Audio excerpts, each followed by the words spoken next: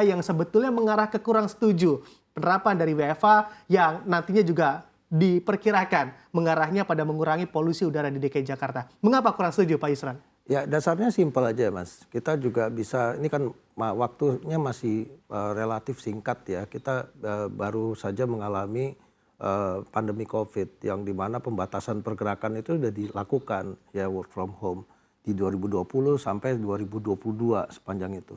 Nah, kita nggak usah jauh-jauh lah ke 2020.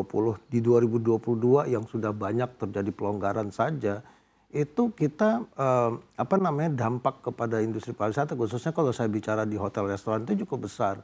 Jadi paling tidak penurunan okupansi itu bisa sampai 5-6%.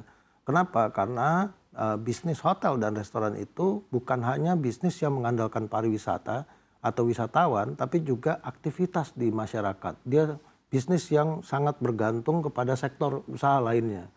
Nah, termasuk juga pemerintah, di mana kontribusi pemerintah secara nasional itu di segmen marketnya hotel aja tuh sekitar hampir 60% sampai 70% ya, seluruh Indonesia ya. Jadi kegiatan-kegiatan aktivitas itulah fakta yang terjadi. Kemudian restoran juga bukan hanya mengandalkan orang makan minum.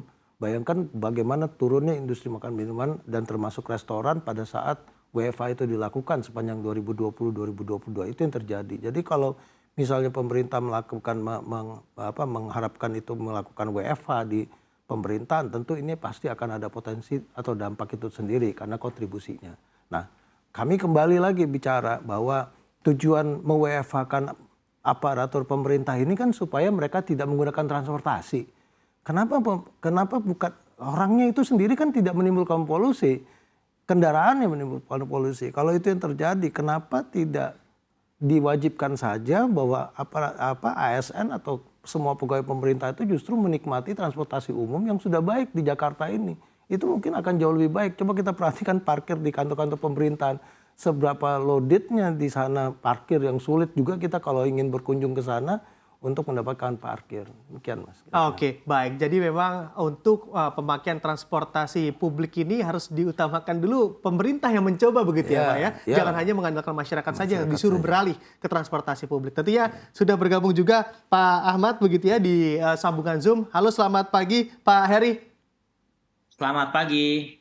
Oke, baik Pak Heri, tadi kami juga sudah berbincang sedikit begitu terkait aturan dari WFH ini. Tapi kalau kita mengamati pernyataan dari Indef sebetulnya juga mengarah ke kurang setuju terkait penerapan WFH ini karena memang ada dampak ekonominya di sana. Bisa dijelaskan seperti apa dalamnya dari dampak ekonomi yang terjadi apabila memang WFH ini dilakukan oleh pemerintah?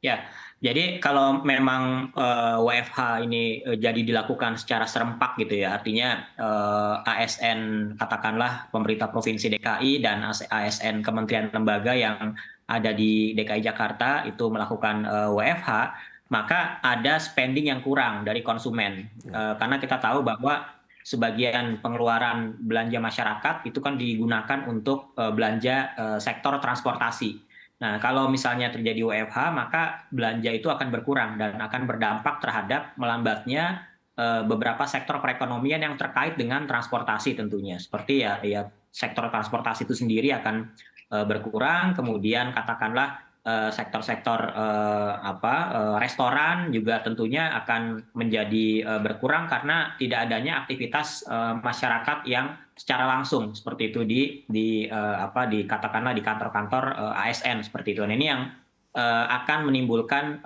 gejala perlambatan kalau memang WFH ini dilakukan secara serempak, secara full di DKI Jakarta. Itu yang kami lihat seperti itu. Jadi kita ingat waktu COVID ada WFH, nah ya kira-kira dampaknya memang tidak separah waktu itu, tapi ada dampak terhadap perlambatan ekonomi khususnya di DKI Jakarta nantinya seperti itu.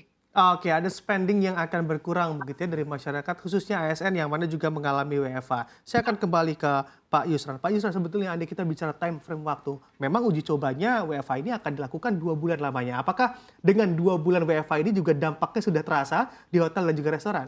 Pasti cepat atau lambat pasti akan terasa. Tadi saya setuju, sepakat tadi bahwa kita ini kan sirkulasi dari ekonomi itu termasuk di pariwisata itu kan banyak, Mas ya.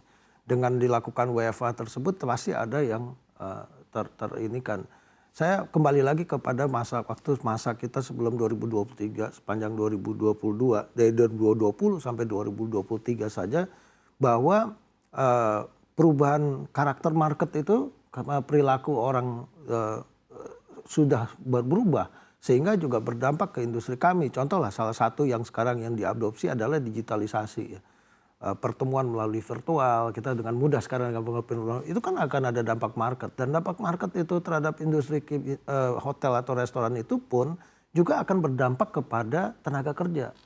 Jadi semuanya itu akan saling berurutan gitu loh. Nah, tentu kalau ditanya apakah 2 bulan itu akan ada dampak, pasti akan ada dampak, nggak mungkin tidak gitu loh. Makanya sekali lagi kami harapkan kita balik ke substansi masalahnya dulu gitu loh. Tujuan di WFH apa? Tujuan di WFH itu untuk mengurangi polusi dari kendaraan. Kan bukan orang yang melakukan polusi. Lah kenapa nggak kendaraannya yang dilakukan sehingga aktivitasnya tetap bisa dilakukan.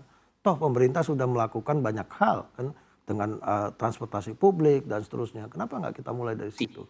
Sehingga dampaknya itu bisa ditekan terhadap kegiatan di sektor pariwisatanya. Dan dampak ekonomi juga bisa ditekan. Dan kini kondisinya adalah masalah tenaga kerja harus menjadi concern ya di tengah situasi yang saat ini di mana orang semuanya membutuhkan pekerjaan, ini juga harus menjadi pertimbangan pemerintah dibandingkan hanya mengeluarkan kebijakan work from home. Gitu. Oke.